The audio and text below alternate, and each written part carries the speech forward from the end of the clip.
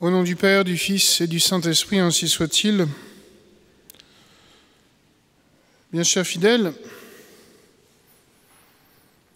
nous avons entendu dans la bouche de l'apôtre Saint-Pierre qui parle au Sanhédrin, « Il n'est pas d'autre nom sous le ciel accordé aux hommes par lequel nous devions être sauvés. » Arrêtons-nous d'abord un petit peu sur ce nom. Le nom, qu'est-ce que c'est que le nom? Sinon, un son par lequel on va appeler une personne et à ce son est attaché un sens. D'ailleurs, le nom que nous avons, nous, Jésus, n'est pas le même son que celui qui a été véritablement donné historiquement, puisque Jésus, c'est une transposition depuis le latin qui lui-même a été transposé depuis l'araméen et l'hébreu. Mais le sens est le même.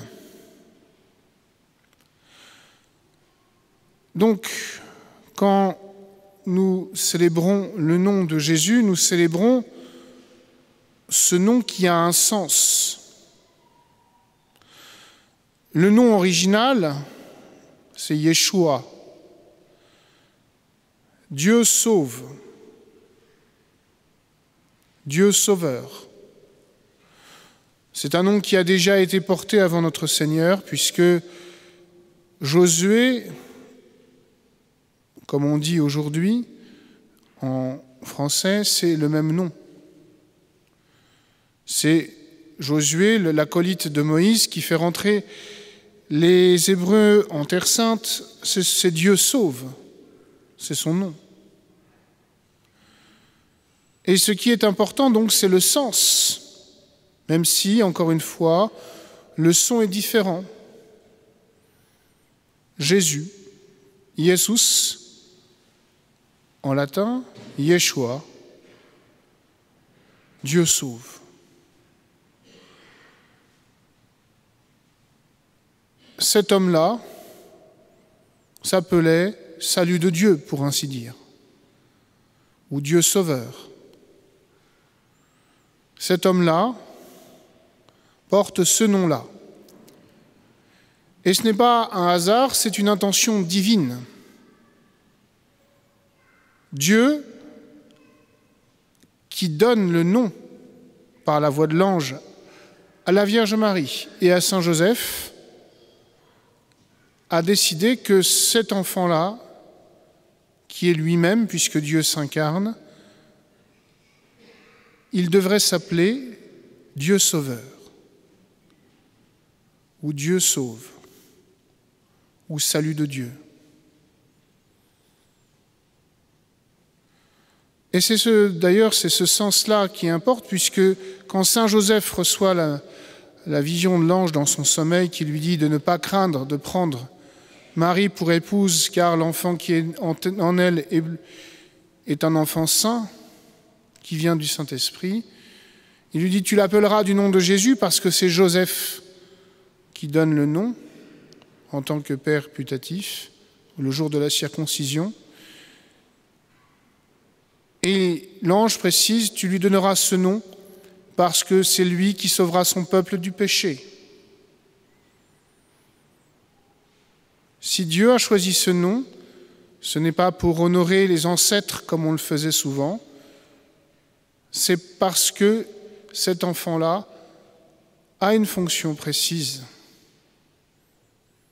Et que souvent, dans les peuples sémites, le nom porte sens plus que chez nous aujourd'hui, puisque nous nommons plus les enfants quand nous avons une certaine piété en raison des saints, en raison des exemples qu'ils donnent, en raison de la dévotion que nous avons pour les saints.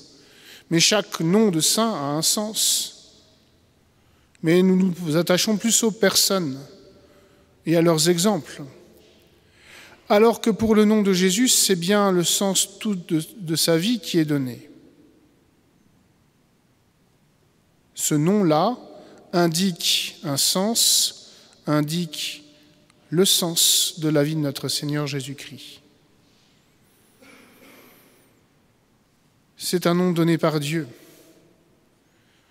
Parfois, Dieu change le nom des gens. Abraham devient Abraham, Jacob devient Israël, Simon devient Pierre. Dieu donne un nouveau nom à certains, mais Jésus n'a pas d'autre nom. Et ce n'est pas juste un vœu pieux, c'est la désignation, encore une fois, de sa mission, de son rôle sur terre. Dès lors, les apôtres indiquent au Sanhédrin que sous le ciel, il n'est pas d'autre nom par lequel les hommes puissent être sauvés. C'est-à-dire qu'il n'y ait pas d'autre personne. On ne peut plus désormais invoquer d'autres personnes pour être sauvé. Jusqu'alors, on pouvait dire, on pouvait faire référence à des patriarches de l'Ancien Testament. Nous avons Abraham pour père. Nous sommes les sujets du roi David. Nous vénérons la sagesse de Salomon. Mais tous ces hommes étaient dans l'attente d'une naissance, du véritable Machiar, de celui qui est oint de Dieu. Et comme tout homme qui doit naître, cet homme a un nom. Ce n'est pas un homme en vague, en général, c'est un homme précis, né à un endroit précis, à un moment précis. Yeshua, qu'on pense être le fils de Joseph et de Marie, son épouse, le fils du charpentier. C'est cet homme-là. Le nom de Jésus a une importance parce qu'il fait référence à un homme précis. C'est un nom propre. Ce n'est pas un concept. Jésus est bien une personne divine, même si ce n'est pas apparent aux yeux des hommes, mais c'est bien une personne divine qui a pris une nature humaine, qui a assumé une nature humaine, qui s'est incarnée. C'est pour cela que son nom est important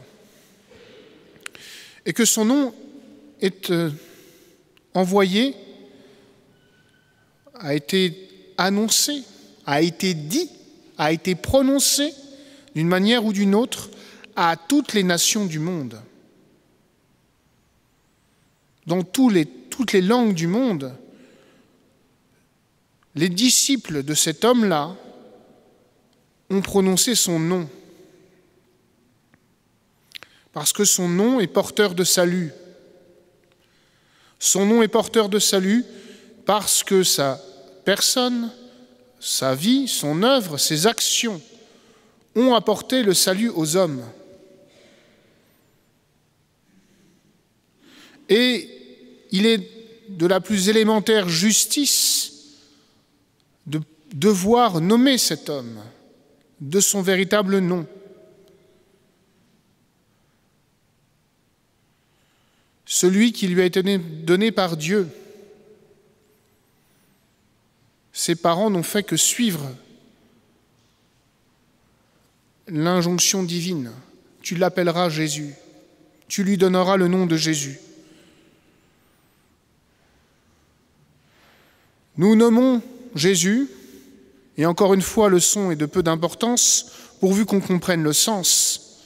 Nous nommons Jésus-Christ, cet homme-là, Jésus le Messie, Jésus loin de Dieu. Jésus-Christ, c'est ce que cela veut dire. Dieu sauveur, Messie. Dieu sauveur, roi de Dieu. Voilà qui est l'homme que nous nommons. Il a reçu l'onction divine, il est Dieu, il est sauveur. Et c'est pour cela qu'on ne peut pas prendre un autre nom désormais, qu'on ne peut pas faire référence à une autre religion, soit qu'on fasse référence à toute la prophétie de l'Ancien Testament sans montrer qu'elle aboutit nécessairement à cet homme-là. Si donc on prend toute la prophétie de l'Ancien Testament mais qu'on refuse Jésus, c'est donc qu'on refuse le salut apporté par Dieu et qu'on donne un autre sens à cette prophétie qui n'est plus celui que Dieu avait en tête quand il l'a fait faire par les prophètes. Si donc on prétend honorer Jésus comme un prophète, mais qu'on ne le reconnaît pas fils de Dieu et sauveur et qu'on entend un prophète plus grand encore, comme le font les musulmans, on ne nomme pas Jésus comme il faut, on ne reconnaît pas en lui l'unique nom par lequel les hommes puissent être sauvés. Si donc on prétend que les hommes peuvent être sauvés sans l'intervention de ce sauveur, ou alors au mépris de son intervention, et qu'on dit que toutes les religions portent quelque chose de ce sauveur, mais d'une manière anonyme, c'est-à-dire en ne disant pas son nom, on pêche par omission, et on n'apporte pas le salut aux hommes. Jésus est un nom. Jésus est une personne. Jésus a accompli quelque chose. Et tout cela, quand on l'annonce, on apporte le salut aux hommes, et quand on se tait, on empêche que les hommes soient sauvés. Car il n'est pas d'autre nom par lequel, sous le ciel, les hommes puissent être sauvés. Alors bien sûr, on peut nommer Dieu de bien des façons, en ce sens où on désigne les qualités de Dieu, créateur, tout-puissant, sage, maître, roi. Tout cela est vrai. On peut dire que Dieu est sauveur, et cela même avant l'incarnation. Cela est vrai. Mais si on veut être sauvé, il faut confesser de bouche, par le son, que cet homme-là est le Sauveur, que cet homme-là est Dieu. Saint Paul nous dit, il faut croire dans son cœur pour être justifié et le faire par sa bouche pour être sauvé. Il faut professer ce nom qui est une terreur aux démons.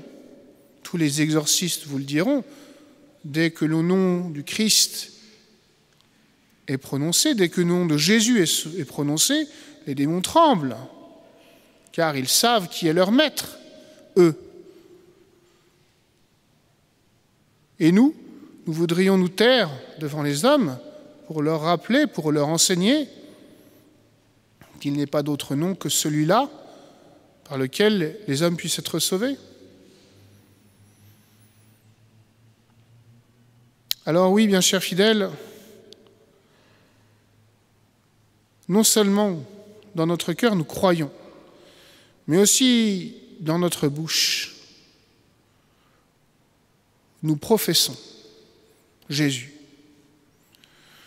Et même si phonétiquement le nom n'est pas proche de celui qui a été donné au jour de la circoncision, parce que nous ne sommes pas sémites, parce que nous ne prononçons pas le nom à la manière des Juifs, peu importe. Nous savons que cet homme-là que nous appelons Jésus, qui est né à Bethléem et qui a été crucifié à Jérusalem, nous savons que cet homme-là, c'est Dieu sauveur. Nous confessons puisqu'il est le véritable créateur du monde, dans sa personne divine.